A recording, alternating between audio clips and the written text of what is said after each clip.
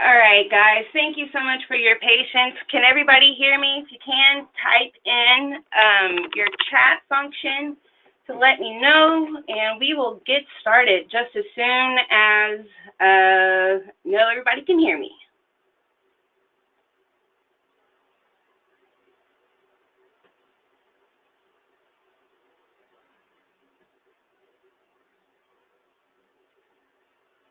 Awesome. All right, so we will go ahead and get started since it looks like folks can hear me, which is great. I do apologize for taking so long with these technical difficulties, but let's get going.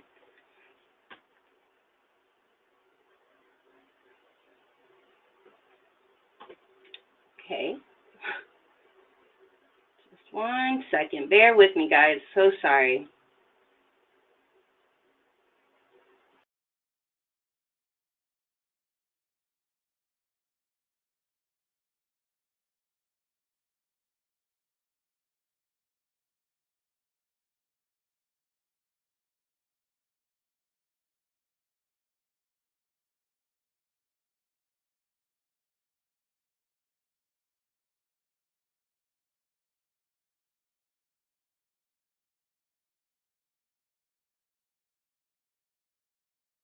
Okay, well, we're just going to have to wing it because it's proving to be some issues here.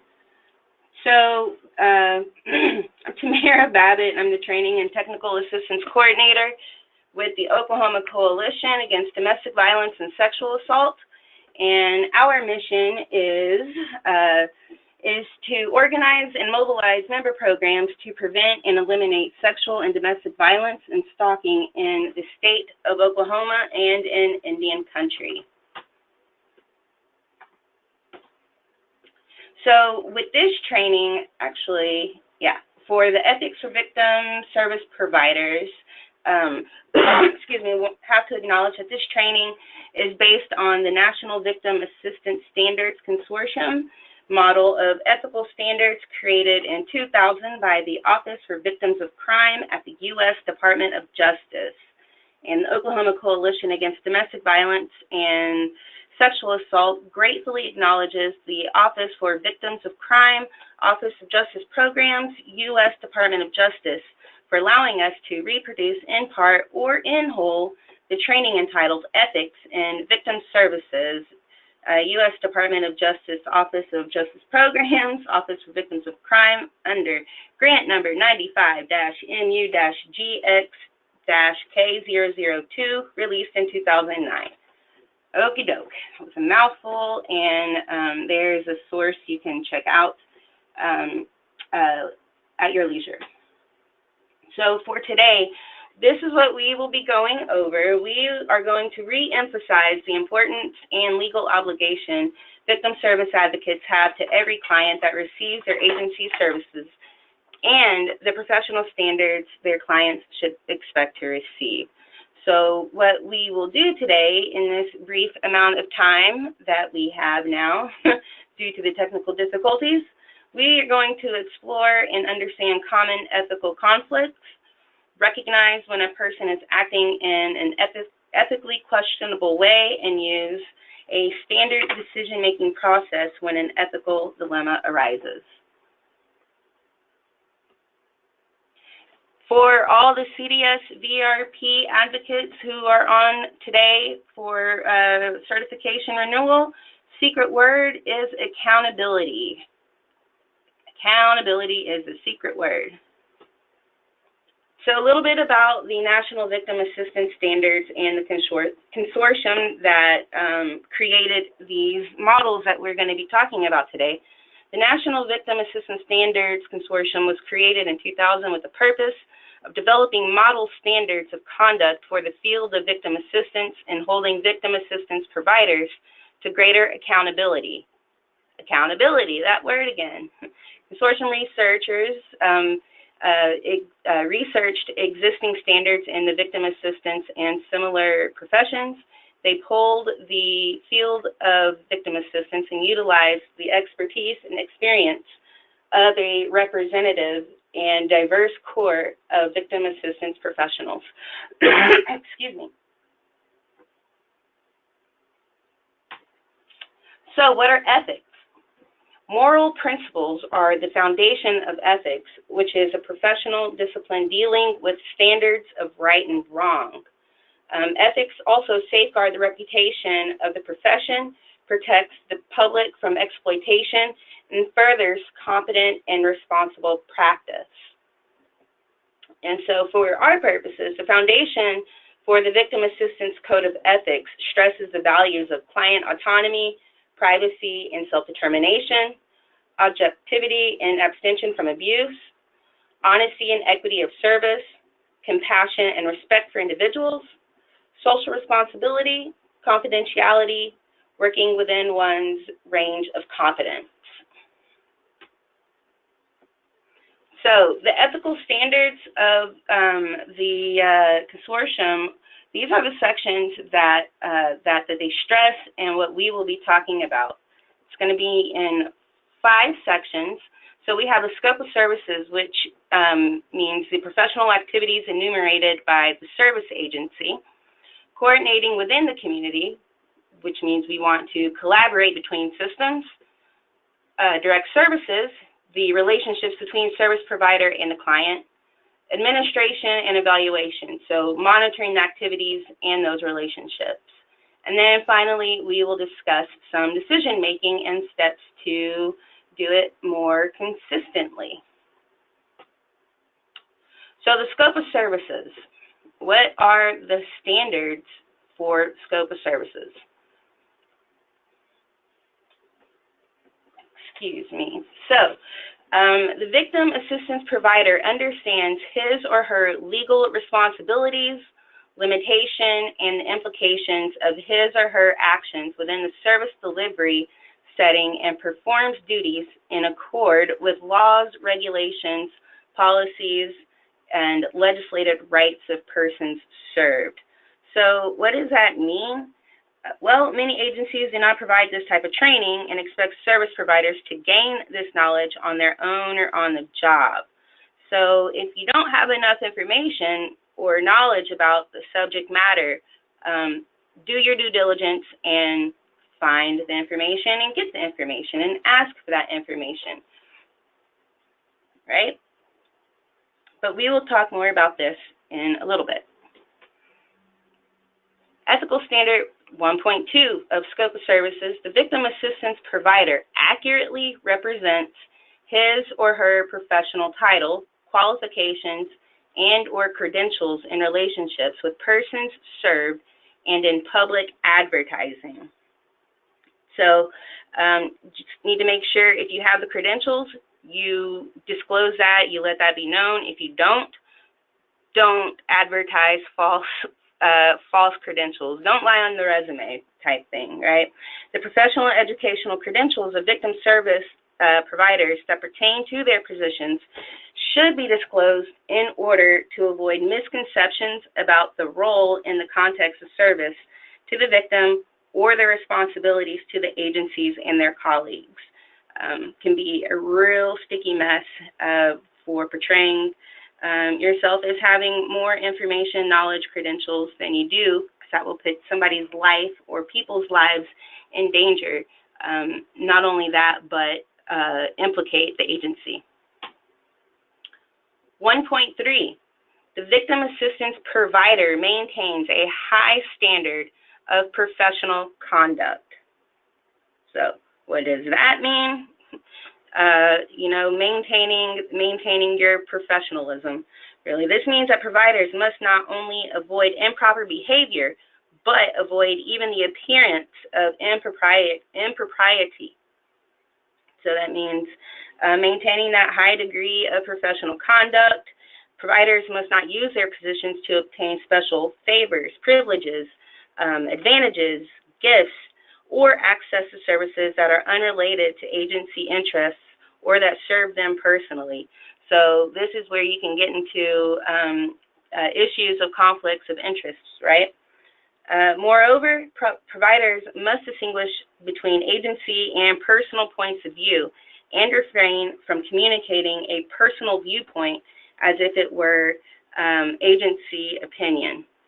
So keeping your professional and your personal separate, right? And maintaining those boundaries are the key goals. Ethical Standard 1.4.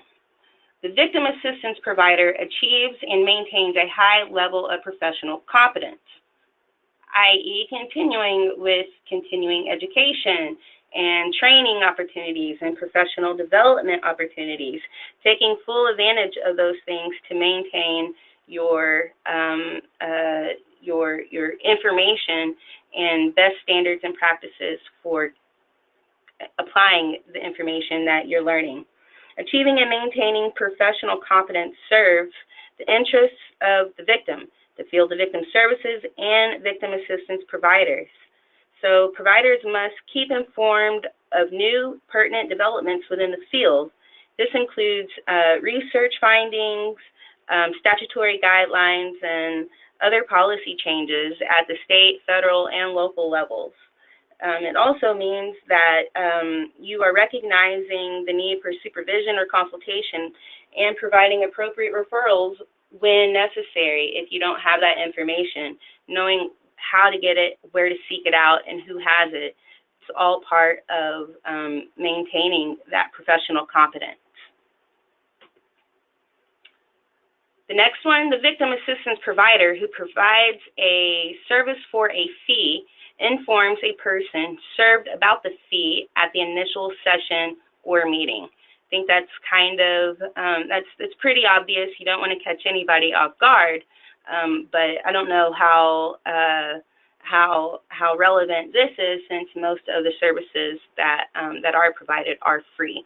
But in the event that they are not, make sure that you are upfront and disclose any associated fees with the client in that first initial meeting.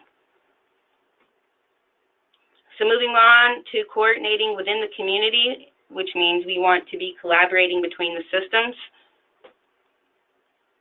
The victim assistance provider conducts relationships with colleagues and other professionals in such a way as to promote mutual respect, public confidence, and improvement of services.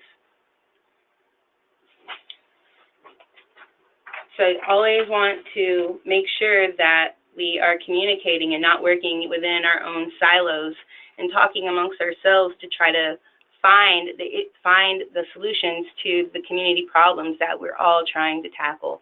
Maintaining those type of relationships and fostering those relationships is only going to benefit our agencies and, most importantly, provide the best services and resource referrals to victims in the community. Victim assistance provider shares knowledge and encourages proficiency in victim assistance among colleagues and other professionals. It's not sink or swim, and it's not as you're only as strong as the weakest link. This is a team effort, right? So we're all in this together, and we need to make sure that we're sharing information across our systems, across agencies, because there's no point in recreating the wheel. If something is working over here in another agency, then communicate and share what's working, what's not working.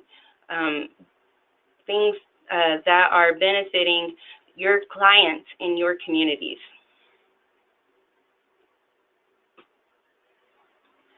The victim assistance provider serves the public interest by contributing to the improvement of systems that impact victims of crime. So providers are expected to take part in the professional or community activities that support the goals of its own program and the mission of its program, and victim services more generally, including the improvement of justice system, victim services across the state, and or access to such services. So CCRTs and task force and things of that nature, coming together to figure out what is a interdisciplinary solution, what are interdisciplinary solutions to these community problems. We've got to work together to figure these issues out. So in relation to direct services, the victim assistance provider respects and attempts to protect the victim's civil rights. In addition to basic civil rights, many state statutes and guidelines provide for the protection of other rights, including rights around confidentiality, which we'll talk about. So we need to make sure that all of the federally protected statuses, race, religion, national origin, creed, sexual orientation, gender identity, sexual preferences, all of those things that are protected statuses federally are responsibilities to make sure that we are advocating and protecting for the clients who come in to receive these services. The victim assistance provider recognizes the interests of the person served as a primary responsibility. We all know that victims are the experts in their lives of the situations that they are going through, living through, and experiencing.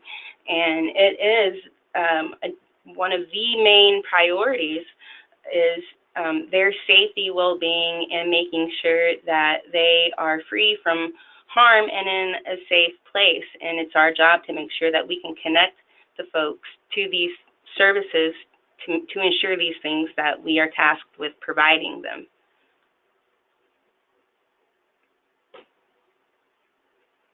The victim assistance provider refrains from behaviors that communicate victim blame, suspicion regarding victim accounts of the crime, condemnation for past behavior, or other judgmental anti-victim sentiment.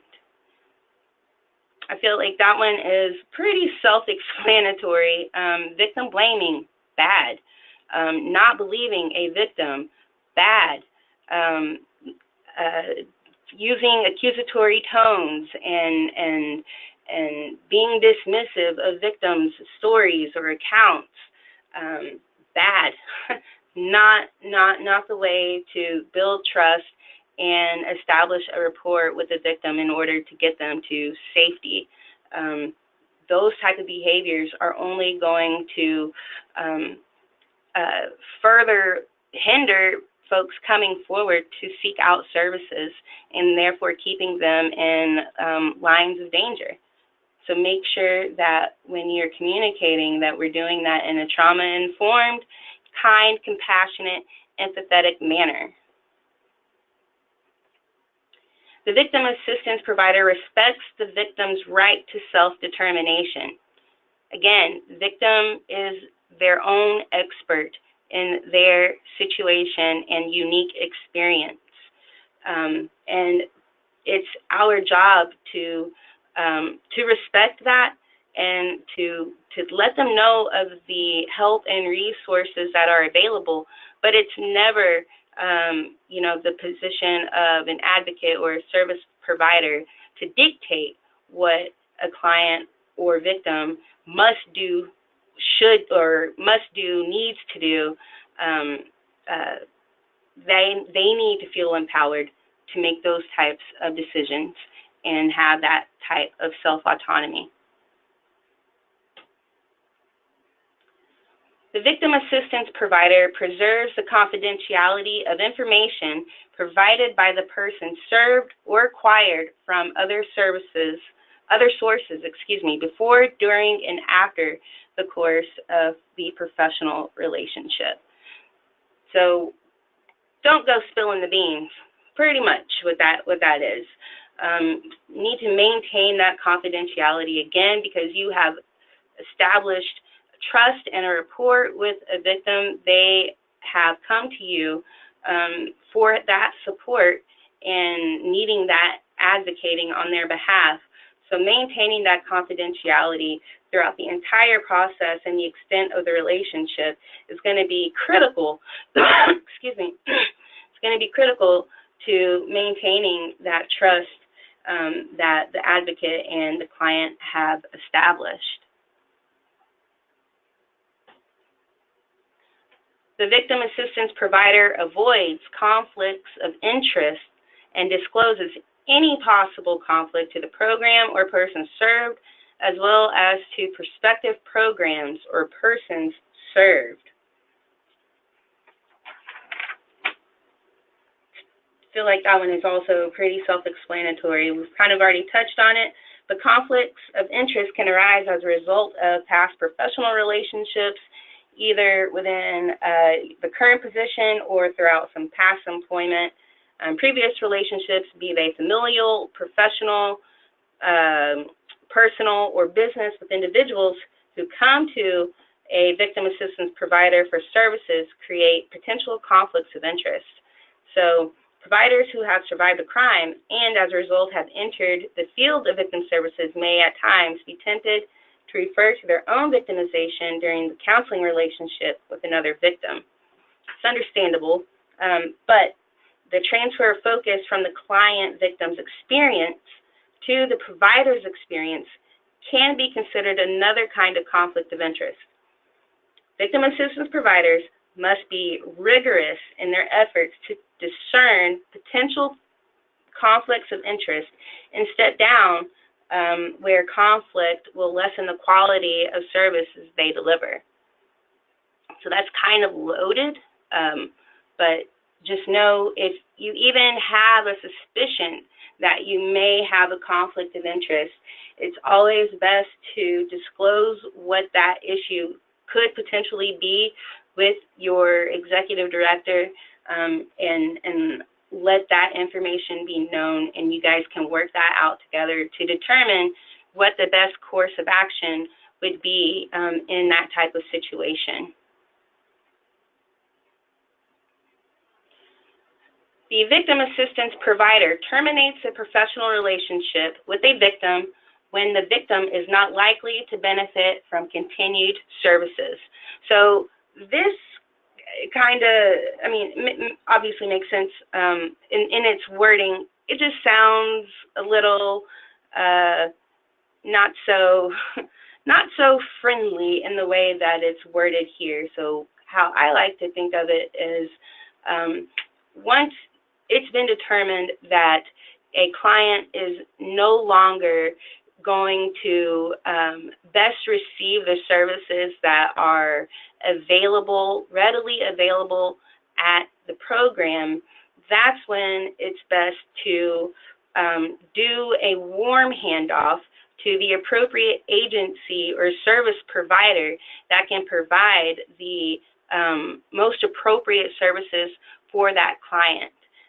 Again, if a program is not equipped to handle the full scope of issues that a client has, then that's where collaboration between the community and other service agencies comes in establishing relationships and knowing what resources are in the community so you can find the best resources that are going to best benefit the client as they need in that moment. The victim assistance provider does not engage in personal relationships with persons served which exploit professional trust or which could impair the victim assistance provider's objectivity and professional judgment.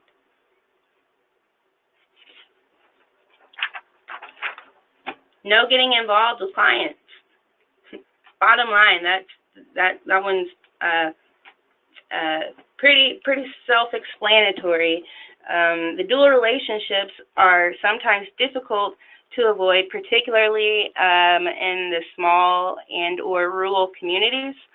The application of standard to avoid dual relationships is therefore explored in the context of the potential to cause harm, because what you're going to have is a power dynamic again, right? So whenever there is a potential for loss of objectivity, conflict of interest, or the exploitation of a victim seeking help, the mixing of personal and professional roles is just not appropriate. A provider can't avoid a personal or business relationship with a client when the provider should seek counsel and supervision from colleagues regarding his or her objectivity regarding the case. So being open and honest about the extent of your relationship with your client, should you find it moving towards a personal relationship, should be and ought to be disclosed, obviously. So I don't know if we need to keep going further on that, but sexual relationships with victims are the most serious violations of this ethical standard.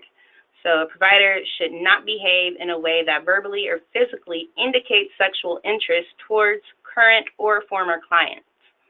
It's the provider's responsibility to act appropriately with clients and maintain appropriate boundaries regardless of the client's attempts to initiate a personal or business relationship. So just remembering why you're in your advocate role, what you're there for. It's not to, establish personal relationships with any clients or victims. It's to ensure their safety and security and that they are free from harm and in a safe place. The victim assistance provider does not discriminate against a victim or another staff member on the basis of race, ethnicity, language, sex or gender, age, sexual orientation, disability or ability, social class, economic status, education, marital status, religious affiliation, residency, or HIV status. So these are some of the things that we just talked about.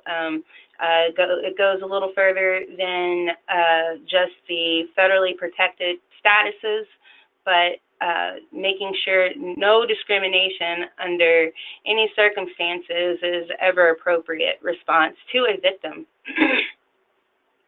Also, should mention that, everybody, all you guys know, this would obviously include men for sex and gender, but programs, are obligated under FIPSA to make sure that men are being served and receiving equitable services. So do not discriminate. And the victim assistance provider furnishes opportunities for colleague victim assistance providers to seek appropriate services when traumatized by a criminal event or client interaction. So self-care, making sure that advocates and those working with victims have the appropriate space and time necessary for self-care, because if we can't take care of ourselves and maintain our mental health and stability, we're not going to be at the top of our game to provide the best advocacy and services for victims of domestic and sexual violence and stalking. So there's no shame in needing to step away and say, I need to take care of myself for a minute. There's no shame whatsoever in that. I say we all probably need to do that a lot more than what we're doing. So making sure that you have the time and space to take self-care seriously is just as important as taking care of your client. And so for administration and evaluation, the victim assistance provider reports to appropriate authorities the conduct of any colleague or other professional, including oneself, that constitutes mistreatment of a person served or that brings the profession into dishonor. So again, just recognizing what the standards are, recognizing and understanding what the expectations are, working in the field, working in your agency, and knowing the appropriate sources to speak with, to confer with, if something is bringing dishonor to the profession or mistreatment of anyone, colleague, staff, or client. So knowing where to turn to and reporting it. So the decision-making process. We're going to do this in 6 steps for making ethical decisions. So first, we will assess and identify. Assess the facts. Review all relevant documents and legislation. Verify all sources of information. Identify relevant standards and practical considerations. What ethical standard and corresponding practical considerations are in conflict? Then you want to brainstorm and consult. Brainstorm at least 3, preferably more than 5, courses of action and consequences for each. Then consult your peers or your supervisor. Then choose and evaluate. Choose the best option and act. Evaluate. How can this situation be avoided in the future? Or conversely, did this decision produce the intended results? Does anybody have questions? Kind of zooming through everything pretty fast. But does anybody have questions about anything or want to include anything?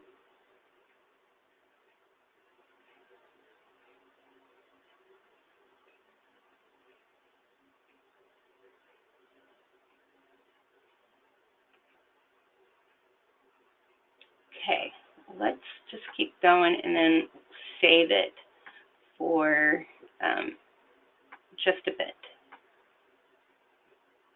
So common ethical issues. This is the wrong one, dang it. Okay, so victim assistance providers face ethical dilemmas surrounding boundary issues and multiple relationships, confidentiality, legal advocacy versus legal advice, and professional competence. So, boundary issues and multiple relationships. If providers offer friendship or love to clients outside the scope of their duties, or if they exchange goods and services with a victim, then professional boundaries have been violated and a dual relationship has been created. And an advocacy relationship, that a provider has professional influence over the victim. And when a dual relationship is established, the provider's influence and the victim's subordination are generally replicated. So what does that mean? You're creating that power dynamic again for a victim who's fleeing, who has just left that type of situation and relationship. Regardless of well-meaning intentions, crossing boundaries of ethical practice creates a potentially exploitative situation, for the victim and impairs the good judgment of the provider.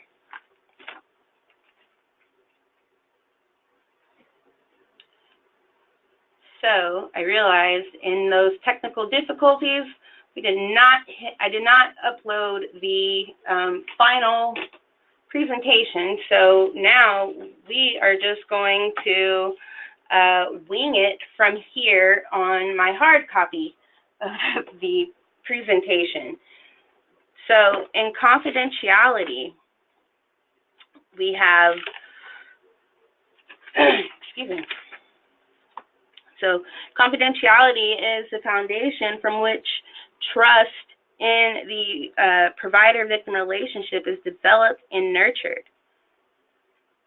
Serving victims often requires that providers become involved in private and personal areas of people's lives, but respecting the privacy of victims served and keeping all aspects of the relationship confidential to the fullest extent possible is an ethic that applies to every client served, regardless, every client served.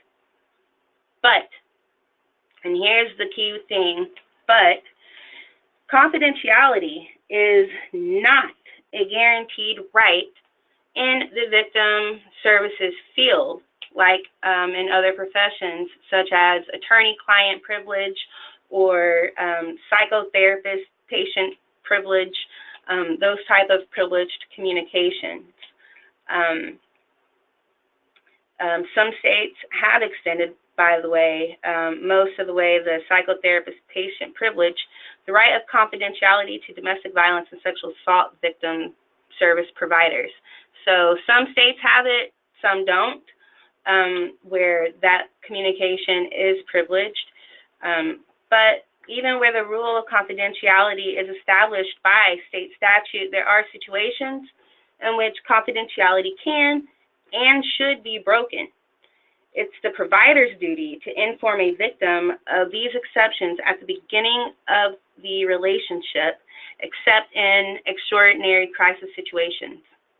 So some of these situations and exceptions to the right of confidentiality may include emergency health issues, including death, example, information pertaining to the health of an individual in need of immediate medical intervention, conditions relating to minor victims, such as reports of imminent danger to the minor victim, sharing of information among agency colleagues that extends the confidentiality clause to those privy to the information. So if you are having to disclose information to a colleague who is assisting on the case, that is an exception. Informed consent, which is a written release signed by the victim that permits providers to disclose written or oral communications to any individual or entity. But again, it must be written and signed by the victim. And subpoenas to testify in court in some states. Those are all exceptions to confidentiality.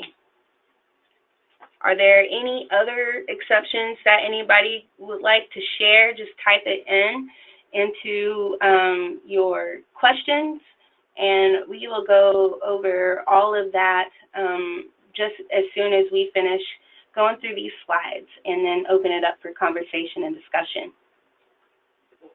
Next, we have legal advocacy versus legal advice. Oh, wait, no, I also need to mention about confidentiality. When confidential communication has raised the threat of imminent harm to either the client or a third party, that is important. When a confidential communication has raised a threat of imminent harm to either the client or a third party. Confidentiality is also not guaranteed in cases of child and elder abuse. You all know we are a mandatory reporting state, so we have an obligation and duty to report any cases or instances of child and elder abuse that become disclosed to us. And we have a duty to warn, the legal obligation to inform people of danger. And states differ regarding duty to warn and those confidentiality privileges. So those are the things that we need to be aware of and let the client know if and when appropriate. Okay, so now moving on to legal advocacy versus legal advice. Legal advocacy to crime victims is a complicated issue due to the fact of statutory guidelines that define unauthorized practice of law. So all states have laws that limit the practice of law to licensed attorneys, but the courts differ widely on how they enforce the law, right? So courts often look at the unauthorized practice of law in terms of harm caused by the practice of law by an unlicensed person. So what does all of that mean? It means that the legal advocate can give and support a victim in court, but they cannot give legal advice.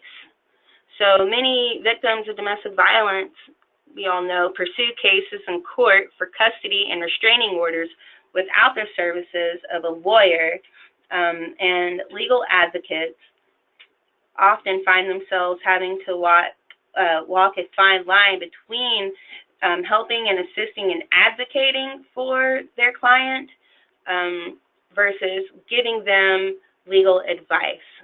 So again, the advocate can give information and support and make referrals to appropriate resources, but they can't give legal advice because they are not licensed attorneys.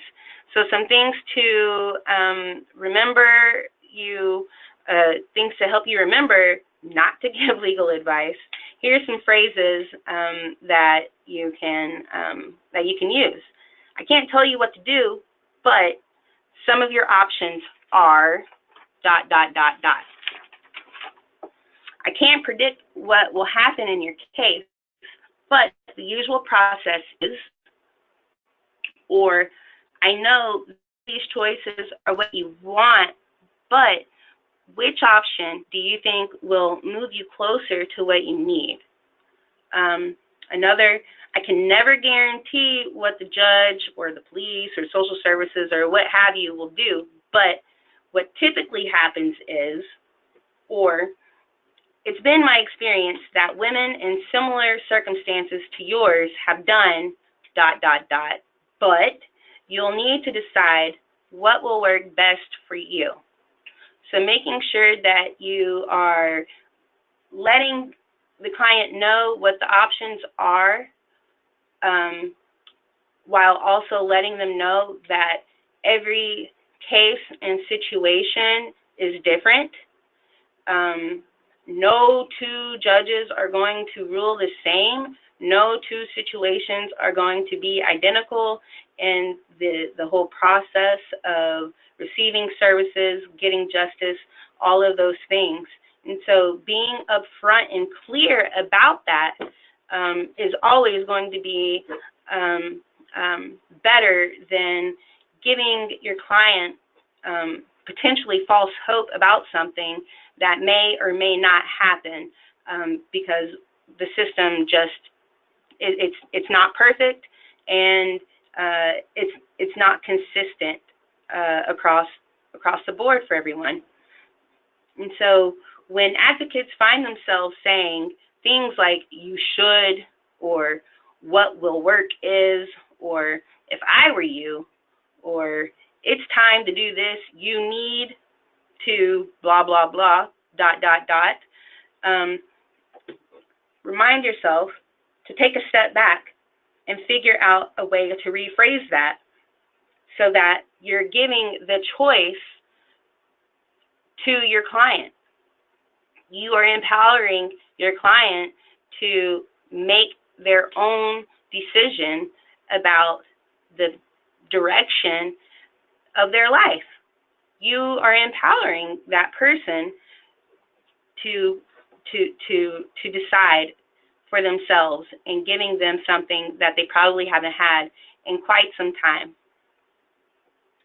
So, lastly, on common ethical issues, professional competence. So, again, we kind of already touched on this. Victim assistance providers must keep informed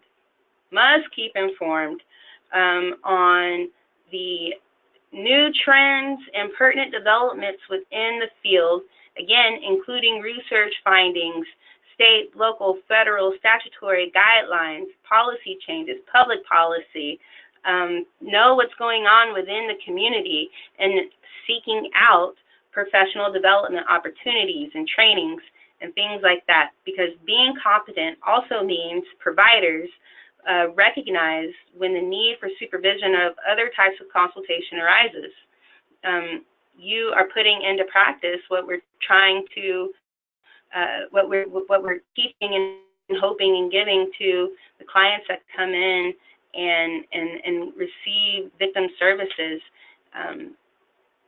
We're making them know that we are a professional field and we are competent in the information that we're sharing with them to save their lives. So it serves the best needs of the victim. Providers need to stay within clearly defined range of their roles and responsibilities.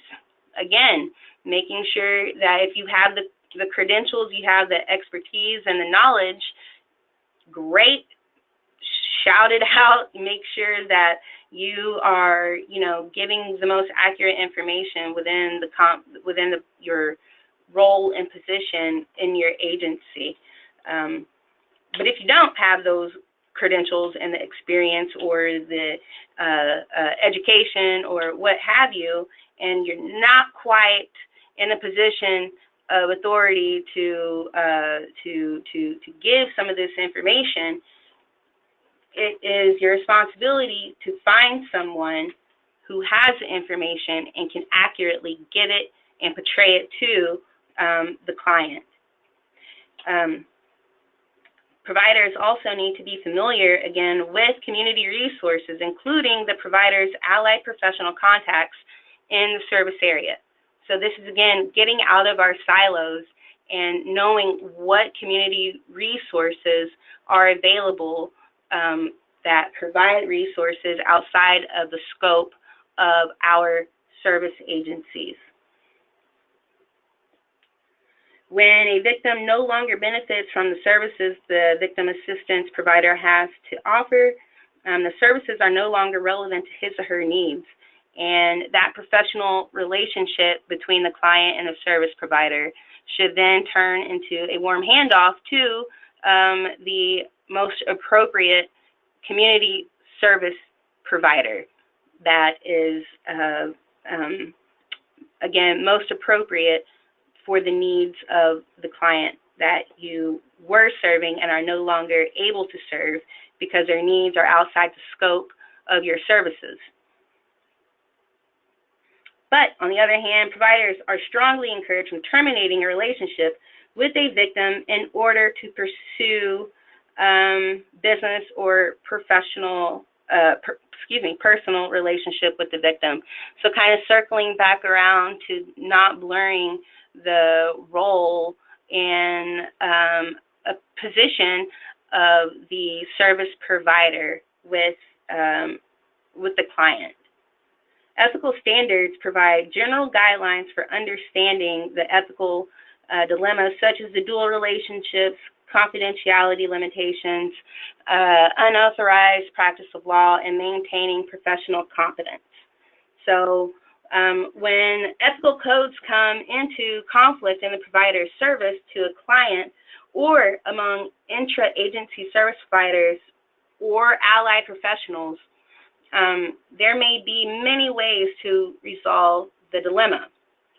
Providers who develop the ability to analyze ethical dilemmas from all perspectives, who can determine the victim assistance ethical codes that apply in a particular dilemma, and who review all options with an open mind will navigate the resolution process more effectively and efficiently.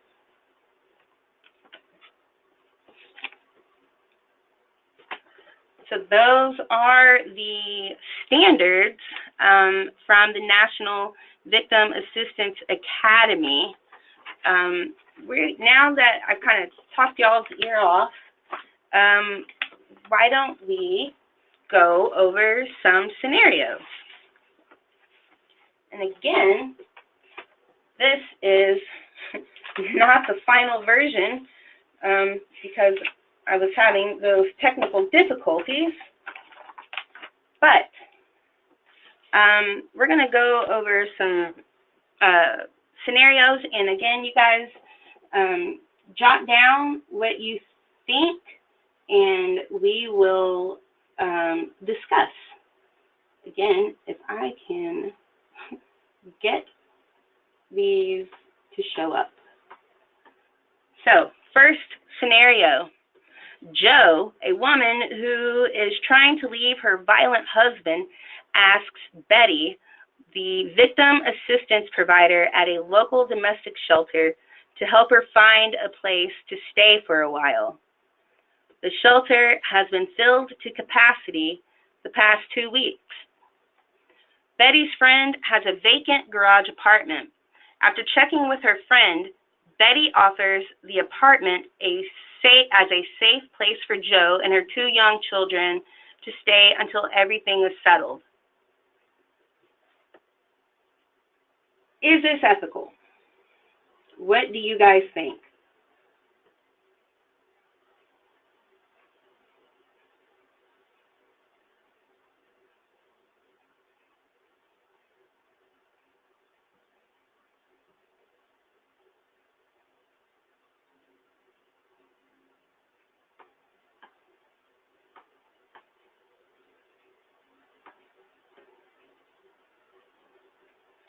Okay, well,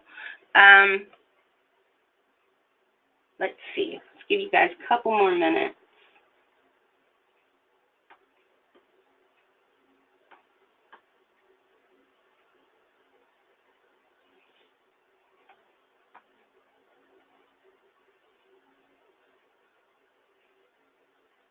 No, okay, we have no.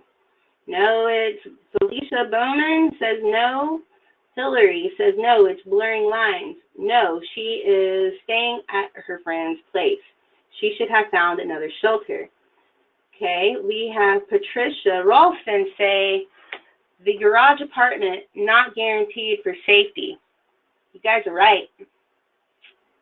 No, it is not ethical because, again, that is turning into a dual relationship, right? Because she is already in this advocate position, the victim is in a subordinate position, and she is turning that into something personal, right? You guys are right. And the garage shelter does not, it doesn't guarantee that safety. So scenario 2, Marcia, who is a victim assistance provider, is working with Jean, a stalking victim who wants to sue the employer of the man who stalked her. The stalker accessed Jean's financial records through the database at his place of employment. Marcia advises Jean, getting involved in a stressful lawsuit isn't a good idea right now. You really need to focus on your recovery. Because that's how I imagine Marcia sounding all mean and old and gross. Is Marcia acting ethically?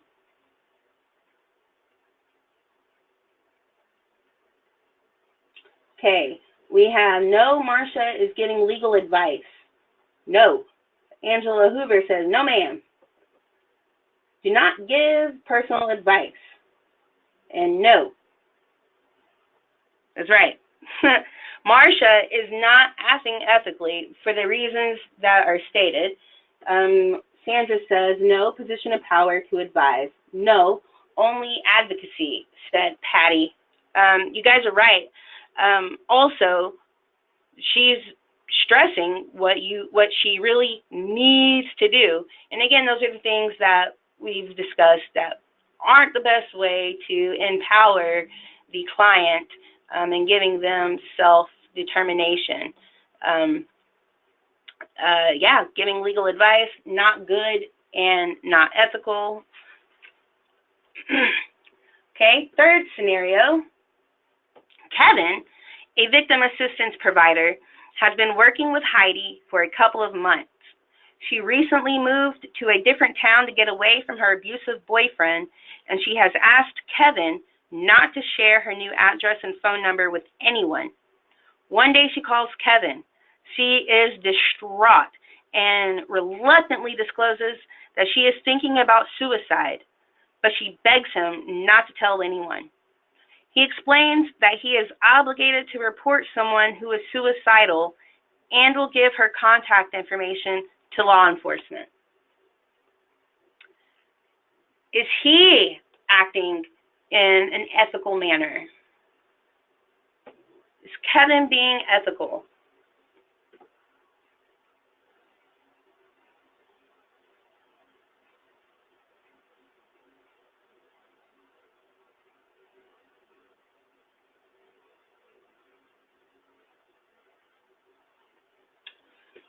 Okay, so we have yes, but he must break confidentiality to protect her. We also have yes, we are required to report. Okay, yes, she put herself in danger by verbally threatening suicide. All right, you guys are right. Yes, he is behaving and giving ethically sound information. Why is this ethical? Okay. Mandated report. Yep. That's pretty much it. We are mandated reporters. Because she is putting herself or has threatened to harm herself or someone else, and again, in this case, it is to herself, so that needs to be reported. And Raven says because he told her he was going to disclose her information. Exactly. And that right there is the key. He was upfront and let her know before calling law enforcement to report this incident or a potential incident. Essentially, would just be a well check, I'm sure. But yeah, he let her know ahead of time before doing it. Okay, here's another one. Scenario 4. Rebecca, a white victim assistance provider who majored in psychology in college, realizes that an African American victim she is working with, Shauna, has a substance abuse problem. Shauna is just starting to open up to Rebecca after several weeks of silence. When Rebecca suggests that Shauna see a substance abuse counselor or check out a 12-step program, Shauna accuses Rebecca of trying to get rid of her because she is black. Rebecca denies the accusation and assures Shauna that she will continue working with her. Rebecca figures that she has had enough experience to help Shauna with her substance abuse problem. This one is a little tricky. What do you guys think? Is this ethical or not?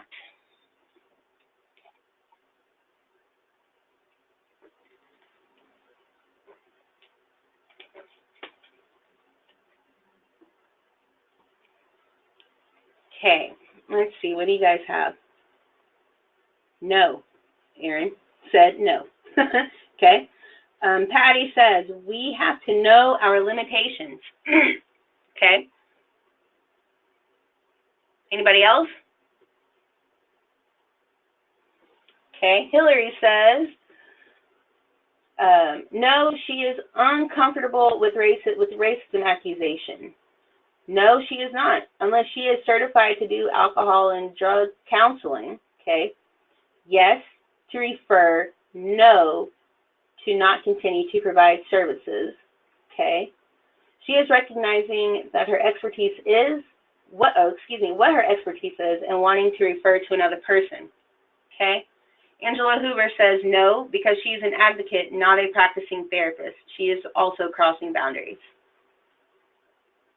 All right. So it looks like we have a mix of yes and no. And I'm gonna, this one is a tricky one. But I would, excuse me. It really depends.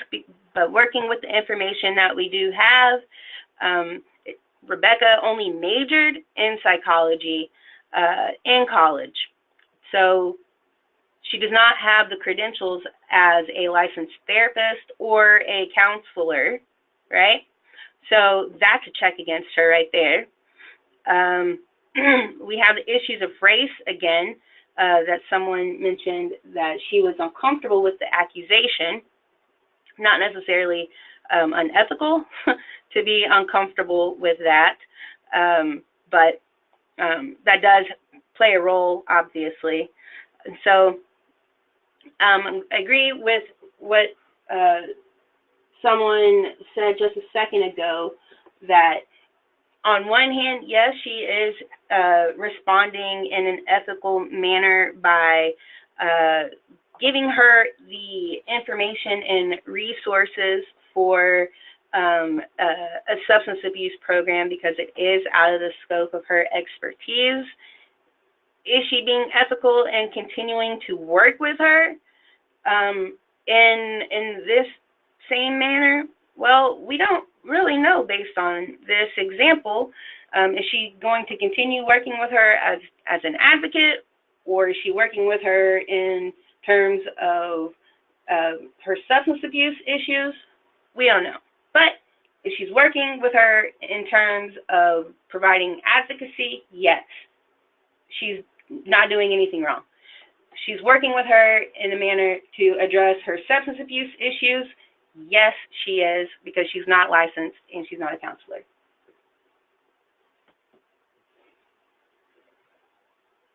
Okay, with this last scenario, we have Jeff, who works long hours as a victim assistance provider at a law enforcement agency, who regularly takes records home and finishes up his documentation at night. After he eats dinner with his wife and 2 daughters, Jeff spreads his work on the kitchen table and puts in a couple more hours. What do y'all think? Is this ethical or not?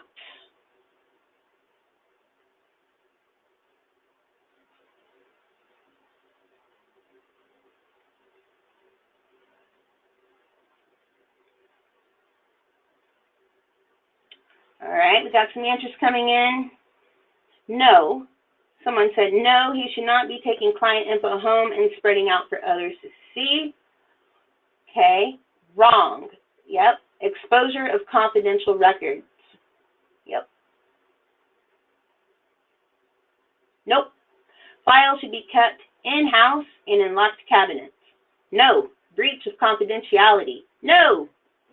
I'm shouting your exclamation points. Nope, confidentiality is compromised. Nope, files are confidential and should be kept locked at office. Pam said this is definitely a breach of confidentiality. You guys are definitely right on that one. This is a breach of confidentiality. Again, all for the reasons that y'all have so kindly shared in the questions box. So, does anybody have any questions about any of the ethical issues that we've discussed today, about the national, excuse me, the National Victim Assistance Standards? Any questions or concerns, comments? Okay, wait. Karen Lewis said, question about your suicide scenario. She says she is contemplating suicide. Does that statement within itself require a mandated reporter to report, or shouldn't they at least try to find out if she has means and plan before they report? That is a fantastic question. Excuse me.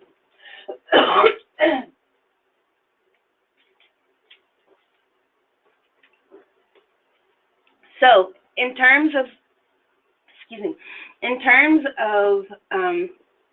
someone who's contemplating suicide, if you have, if someone has disclosed that information to you, that they are thinking about committing suicide, it's always best, if you do not have the information or the knowledge or the training to do crisis intervention or suicide intervention work, it's always best to get to a resource person, a trained person, who can address that type of situation. So if you don't have that information, it's best to call a hotline to do that, where they will be able to have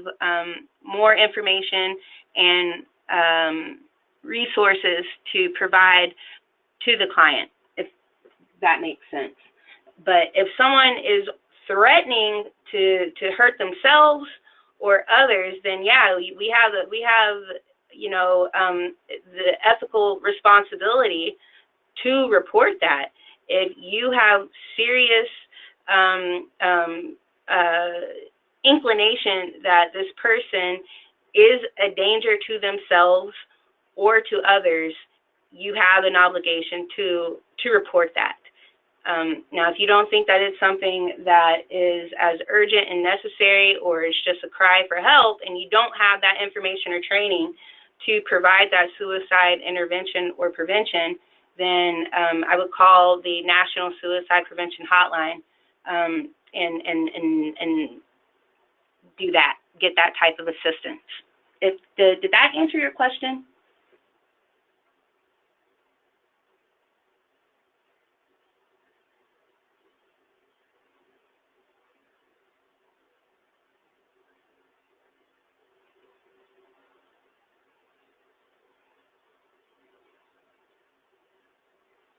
Okay. Yes. Yeah, threatening, yes. I was just curious because she was stating she was contemplating. Just wondering if that contemplation might allow for inquiry before automatically calling. The contract for life may help along with resources for suicide prevention. Great point. Definitely. But yeah, if excuse me.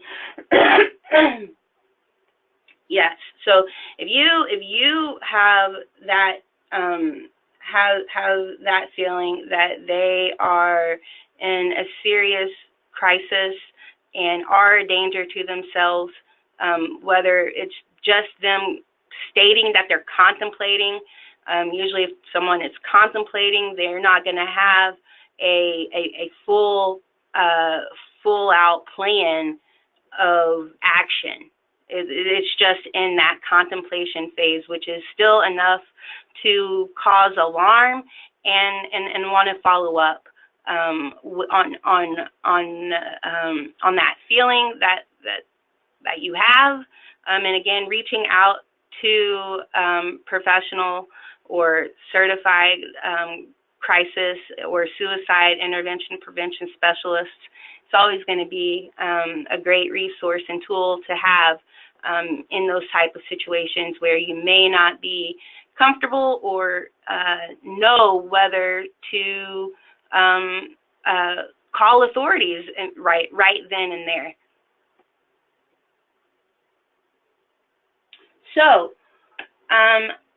that is it for ethics for victim service providers. If anybody has any questions, excuse me, any questions about any of the information that we covered today, please don't hesitate to reach out and contact me. My email is Tamara, T-A-M as in Mary, E-R-A, at OCADVSA.org. I will also send out the participant manual from the for the Ethics and Victim Services training in case anybody would like to have the standards in writing and can refer to that. It's a fantastic training. This is just a very condensed presentation of it. It's also not the final version that I uploaded due to those technical difficulties, but I will send that link and the information for the standards for everybody to have if you want, and you know, if you want to use that to maybe take a look at your agency's code of ethics or whatnot. Cool, but it's also just a fantastic resource to have and to refer to. So, with that said, I hope everybody got the information that they needed. It wasn't too terribly long and boring. I do appreciate everybody's patience while getting the technical issues figured out. The presentation is being recorded, so if you need to refer to it at a later date for your CEU certifications, it will be there for you. Don't forget the secret word for the for CDS VRP is accountability, because we all are accountable to our agencies, but most importantly, we are accountable to the victims in our communities that we serve. So without further talking your ear off, thank you guys so much for joining us. Thank you for your patience, and I wish everybody a fantastic, happy, and safe New Year. Bye, guys. Thank you.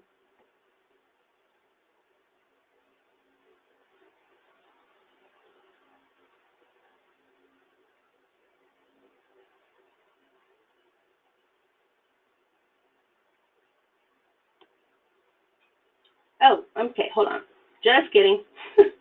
Hillary, can I state my full name and title, please? Yes, ma'am. My name is Tamara Massid. Just got married. I was about to say Babbitt, but my name is Tamara Massid, and title is Training and Technical Assistance Coordinator. So I have everybody's emails from the registration on GoToWebinar. So be on the lookout for the document. And again, Happy New Year, and we'll see you guys next year.